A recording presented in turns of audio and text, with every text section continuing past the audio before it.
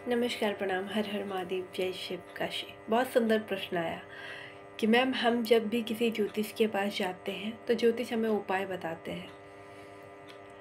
ठीक है, प्रश्न ऐसा था कि हम जब भी किसी के पास जाते हैं तो ज्योतिष हमें उपाय बताते हैं। तो ज्योतिष आपको उपाय क्यों बताते हैं? क्योंकि आप ज्योतिष से उपाय ही पूछने चाहते हैं, इसलिए आपको उपाय बताते हैं।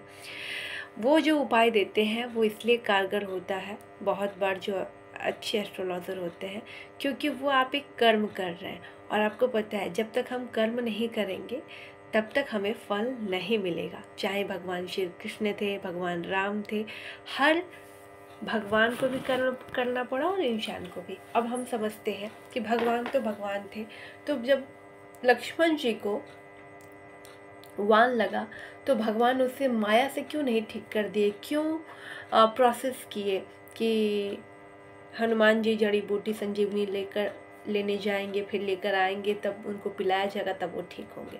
वो तो भगवान थे भाई, वो तो एक बार बस ऐसे करते, ऐसे शक्ति करते और वो हो जाते। तो इसी प्रकार से मैं समझाने का प्रयास कर रही हूँ। जब स्वयं भगवान को कष्ट हुआ मानव शरीर प्राप्त करने के बाद, इसी प्रकार से इंसान हैं हम, हमें भी कष्ट जीवन में होता है, उतार चढ़ाव जीवन में आते रहते हैं, अच्छा बुरा सब कुछ होते रहता है। तो हमें भी प्रोसेस करना होता है। प्रोसेस क्या है? कर्म प्रोसेस है। जब आप अच्छे कर्म करते हो तो आपको अच्छा मिलता है, जब आप बुरा कर्म करते हो तो आपको बुरा मिलता है। कैसे? जैसे कि कोई इंसान बहुत घटिया किस्म का है, वो किसी को परेशान कर रहा है, कोई भी इंसान हृदय से किसी को श्राप दे दिया, वो श्राप उसे भी कभी भी लग सकता है, उसके संतान को भी लगता है। आपने देखा होगा कभी पिता बहुत गलत था, उसका पिता, और वो लोगों को सताता था और किसी ने उनको श्राप दे दिया, आज उनके बच्चे भोग रहे हैं वही श्राप को, वही दुख को, वही कष्ट को। तो कहीं ना कहीं से मिलता है, ये श्राप सत्य होता है। जो श्राप लोग, असली लोग जो देते हैं, हृदय से ले लेते, वो श्राप सच में होता है। नकली लोगों का नहीं, असली लोगों की बात कर रही हूँ मैं। इसी प्रकार से जो कर्म हम करते हैं, दान पुण्य, ठीक है, अच्छे कर्म करते हैं, वो भी हमें कहीं ना कहीं फलित होता है जीवन में। और जब हम बुरे कर्म करते हैं तो हमें भी उसके बदले में मिलता है। जैसे कि सोना पाना भी खराब है और सोना खोना भी खराब है, आपने सुना ही होगा। तो जब कभी आप सोना पाते हैं तो भी आपके कुछ ही दिन में, जितने का आपने जैसे 50,000 का सोना प्राप्त किया तो आपका 50,000 कहीं लॉस होगा। उसी प्रकार से सोना खोना भी, जैसे आपने लॉस हुआ और कोई पा लिया आपका सोना, या नहीं भी पाया तो भी आपका लॉस होना तय है। इसी प्रकार से जीवन में अगर आप अच्छे कर्म कर रहे हैं तो आपको अच्छा रिजल्ट मिलेगा, थोड़ा लेट से मिलेगा लेकिन मिलेगा ज़रूर।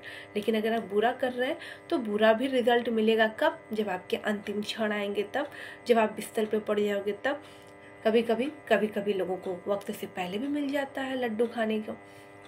तो यही प्रोसेस होता है। जब आप किसी ज्योतिष के पास जाते हैं तो ज्योतिष आपको वो ज्ञान देते हैं, आपकी कुंडली से निकालकर, आपके हस्तरेखा से निकालकर, जो आप पर बैठता है स्टिक, और वो उपाय करने से कारगर होता है और आपका जो भी परेशानी हो वो हल हो जाता है। इसीलिए आपको ज्योतिष उपाय देते हैं। अब बात है कि कुछ ज्योतिष इतना लंबा चौड़ा लोगों को उपाय देते हैं या इतना महंगा उपाय दे देते हैं कि वो नहीं कर पाते हैं, सक्षम नहीं होते हैं। तो उसके लिए मैं आपको बताती हूँ। देखिए, आप उपाय छोटा कीजिए, बड़ा कीजिए, उपाय तो उपाय होता है। और कुछ जो पैसा जल्दी कमाने का सोचते हैं, वो जो आपको गलत उपाय दे देते हैं, जैसे कि मान लीजिए किसी की औकात हीरा पहनने की नहीं है, मैं जो समझाना चाह रही हूँ, हीरा पहनने की नहीं है, और किसी ज्योतिष ने कह दिया आप हीरा पहन ही लीजिए, तो ये गलत बात है। आपकी कुंडली में निकला है वो ठीक है, उन्होंने बता दिया। हीरा आप नहीं पहन सकते हो तो उसके जगह पे क्या पहन सकते हो जो उतना ही फलदायक हो? तो आप जड़ पहन सकते हो। हर राशि का अलग अलग जड़ होता है, वो धारण करने से उतना ही पावर मिलता है जितना एक जेम्स स्टोन में मिलता है। इसी प्रकार से रुद्राक्ष होता है, हर व्यक्ति का अलग अलग राशि के हिसाब से रुद्राक्ष होता है, उसको पहनने से भी अभिमंत्रित करके उतना ही रिजल्ट मिलता है। इसी प्रकार से गुप्त ताबीज होते हैं, जो धन के लिए होता है, जो आपके स्वास्थ्य के लिए होता है, बाधाओं के लिए ऊपरी होता है, पढ़ाई के लिए होता है। हर चीज़ों का अलग अलग ताबीज बनता है, आप हमसे भी बनवा सकते हैं। ठीक है, मैं आपको इस वीडियो के माध्यम से बता रही हूँ। इसी प्रकार से बहुत बार क्या देखा जाता है कि इंसान को वक्त ही नहीं है, उनको फुर्सत ही नहीं है कि हम कोई पूजा पाठ कर सकते। ऐसी कंडीशन में उनकी जो ग्रह कमज़ोर है उसके दो तरीके से पूजा होती है, एक सात्विक पूजा और एक तामसिक पूजा। सात्विक पूजा जो होता है वो धीरे धीरे रिजल्ट देता है, तामसिक पूजा जो होता है वो जल्दी जल्दी रिजल्ट देता है। ठीक है, ये दो चीज़ मैं आपको यहाँ पे क्लियर कर दी। अब हम जानेंगे कि जैसे कोई व्यक्ति ने उपाय करना चाह रहा है, उपाय कर रहा है अपने लाइफ में, तो उनकी धारणा क्या होनी चाहिए। उनकी धारणा मन में ये नहीं होनी चाहिए कि ये उपाय ख़त्म होगा मेरे पास बारिश होने लगे। ये ऐसे धारणा नहीं, बस मैं तो इस पूजा को इसलिए बेड़ा पार कर रहा हूँ कि मुझे ये चाहिए। नहीं, जब भी आप कोई कर्म कर रहे हो वो हृदय से होना चाहिए। भगवान से जब हम प्रेम करते हैं, आशीर्वाद लेते हैं या मंदिर जाते हैं तो हृदय से भाव होना चाहिए। जब आप भगवान से जुड़ रहे हो, किसी इंसान से जुड़ रहे हो तो उसमें मतभेद होता है, आपके मन के ऊपर होता है, लेकिन जब आप भगवान से जुड़ रहे हो तो समर्पण के साथ जुड़े, विश्वास के साथ जुड़े, वही कारगर होता है। क्योंकि आप और हम एक दूसरे से बहुत सारी बातें छुपा सकते हैं, लेकिन एक भगवान है, एक परमात्मा है, उनसे कोई बात नहीं छुपती। और वह आपके धन दौलत, आपके मिठाई, आपके सारी चीज़ों से मोहित नहीं होते, वो आपके मन के भाव से मोहित होते हैं कि आपके अंदर के भाव क्या है उनके प्रति, उनसे वो समर्पण क्या है, उनसे वो खुश होते हैं। तो ये ज़रूरी है, तब कोई उपाय कारगर होता है। अब जो व्यक्ति चाहता है कि मेरे पास सिर्फ धन ही धन हो, मुझे कुछ नहीं करना पड़े, तो आपको कर्म करना चाहिए अच्छे वे में, अच्छे रास्ते में, और अपने जो भी आप काम कर रहे हो उस पर अटल रहना चाहिए। आज के समय में लोगों का क्या हाल है, आज के समय में उनको लगता है मैं शॉर्टकट अपनाऊँ, रातों रात राजा बन जाऊँ। ऐसा नहीं होता है, रातों रात कोई राजा नहीं बनता। मेहनत ज़रूरी है, मेहनत के साथ जो आप रेमेडी करते हो वो आपको 100% रिजल्ट देता है। जैसे हमारे पास लक्ष्मी पाउडर मिलता है, जिसे हम कुलदेवी पाउडर कहते हैं, उसे आप खरीद सकते हो। और उसे नियम होते हैं उनको जलाने के। आपको शुक्रवार को ये दिया लगाना होता है अपने मुख्य द्वार पर और आपके मंदिर में, उस पाउडर को डाल के। और उसके एक अलग मंत्र होते हैं और नियम होते हैं। जब आप पाउडर खरीदते हैं तो आपको बता दिया जाता है। पाउडर ज़्यादा महंगा नहीं होता है, 5 से 1 रुपये का रहता है एक डब्बा। अब हम बताते हैं एक उपाय यहाँ पर जो सभी लोगों को करना चाहिए। पुष्य नक्षत्र होता है, उसमें आपको क्या करना है, भोजपत्र ले लेना है। ठीक है, भोजपत्र में आपको बनाना है ट्रायंगल। ट्रायंगल बना सकते हो या आप लक्ष्मी यंत्र बना सकते हो, जो भी आपको आता हो। बनाने के बाद आप उसमें श्रीम लिख सकते हो, क्लीम लिख सकते हो, क्रीम लिख सकते हो, हिलिम लिख सकते हो, जो भी माँ का बीज मंत्र आपको कोई भी। कैसे, किस चीज़ से लिखना है, तो आपको लिखना है कामाख्या सिंदूर आता है, माँ कामाख्या का सिंदूर आता है, ओरिजिनल वाला, डुप्लीकेट नहीं, ओरिजिनल। ठीक है, वो महामाई का सिंदूर लेकर उसमें आपको गंगा जल मिलाना है, गुलाब जल मिलाना है और भगवती का प्रिय इत्र मिलाना है। क्या मिलाना है, प्रिय इत्र मिलाना है। फिर भगवती को चढ़ाया हुआ सिंदूर उसमें मिलाना है। सुनते जाइए, उसमें भगवती का चढ़ाया हुआ सिंदूर चढ़ाना है और 5वां उसमें हल्दी मिलाकर, जो हल्दी होता है ओरिजिनल वाला पीसा हुआ, वो आपको मिलाकर बनाना है, उससे लिखना है। पुष्य नक्षत्र में रात को बनाना होता है, दिन में नहीं। और रात्रि को इसका पूजन होता है, आप हमसे भी बनवा सकते हैं। रात्रि को पूजन होता है 12 बजे से लेकर 4 बजे तक। 12 बजे से लेकर 4 बजे तक जाप करना पड़ता है। 1.25 लाख जाप करने के बाद ये जो आपका होता है ट्रायंगल और ये जो भोजपत्र पे बना होता है, आप इसे चांदी में मड़वा कर रख सकते हैं, या तो आप इसे अपने पैकेट में रख सकते हैं, जहाँ पे आप काम कर रहे हो वहाँ रख सकते हैं, या ताबीज में बनाकर आप धारण कर सकते हैं। ऐसा करने से आपके पास धन की जो ये हमेशा प्रॉब्लम रहती है ना, वो नहीं रहेगी। हमेशा धन बरकरार रहेगी, आपके पास धन रहेगा। इसमें विष्णु जी और लक्ष्मी जी का पूजन होता है, विष्णु जी और लक्ष्मी जी का पूजन करवाया जाता है। ये रात्रि पूजन होता है, 12 बजे से लेकर 4 बजे तक का ये पूजन होता है। और इसके विधि होते हैं, ये नहीं कि आपने एक बार पूजन कर लिया फिर आप नहीं करेंगे, फिर आपको दिवाली की रात इसका पूजन आप करवा सकते हैं या पूजन आप कर सकते हैं। आप फिर कब पूजन कर सकते हैं, जब भी शुक्रवार आए तब आप इसको अभिमंत्रित कर सकते हैं, जो ये शक्ति प्रदान करते रहे और इसका जो मंत्र चैंटिंग है वो कभी छूटना नहीं चाहिए, वो करते रहे। तो ऐसा करते हैं तो लक्ष्मी हमेशा आपके पास बरकरार रहती है और बनी रहती है।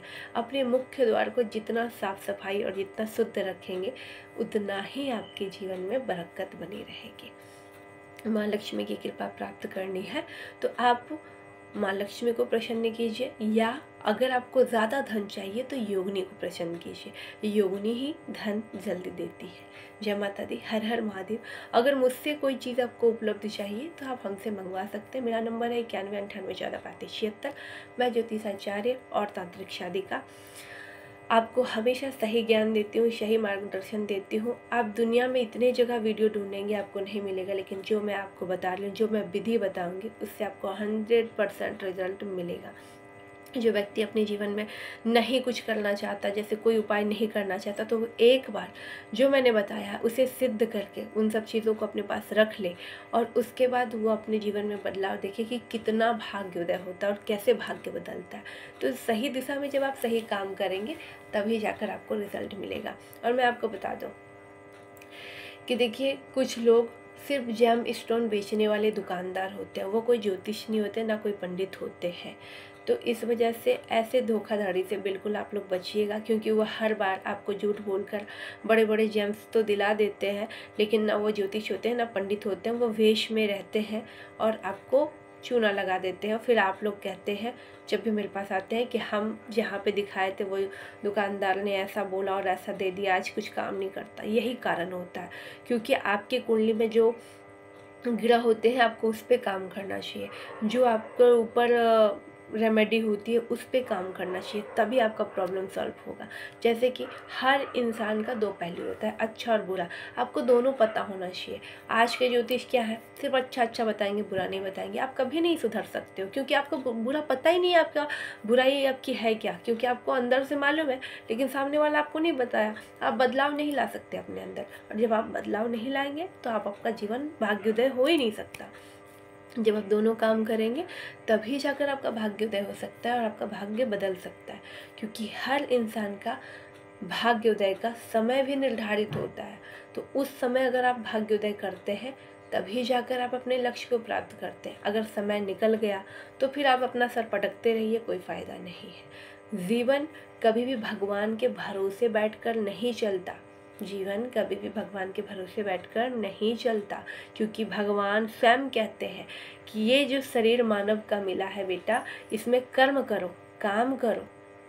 भगवान श्री कृष्ण को भी काम करना पड़ा, भगवान राम को भी। इसमें ये नहीं कि हम ऐसे कर दिए और सीधा हो गया, इसमें कर्म ज़रूरी है। तो कर्म प्रधान रखा गया और यहाँ पे काम करना ज़रूरी है। इसी प्रकार से अगर आप ये सोचते हो हम अपनी किस्मत पे छोड़ देते हैं, एक दिन भाग्योदय हो जाएगा, मैं सो रहा हूँ घर में आराम से, एक दिन अपने आप भाग्योदय हो जाएगा, तो ये ही गलती है आपके जीवन में।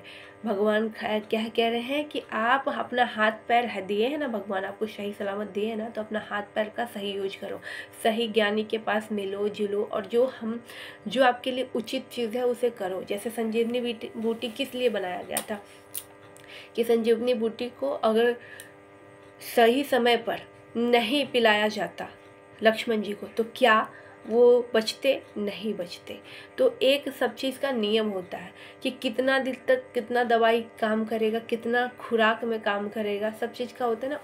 उसी तरीके से जीवन भी होता है कि भाग्योदय का जो समय है उसी वक्त पे आप हाथ पैर चलाएं, हाथ पैर मारे, पटके, जो भी करना है सही गुरु का तलाश करें, सही जीवन का तलाश करें, सही कर्म करें।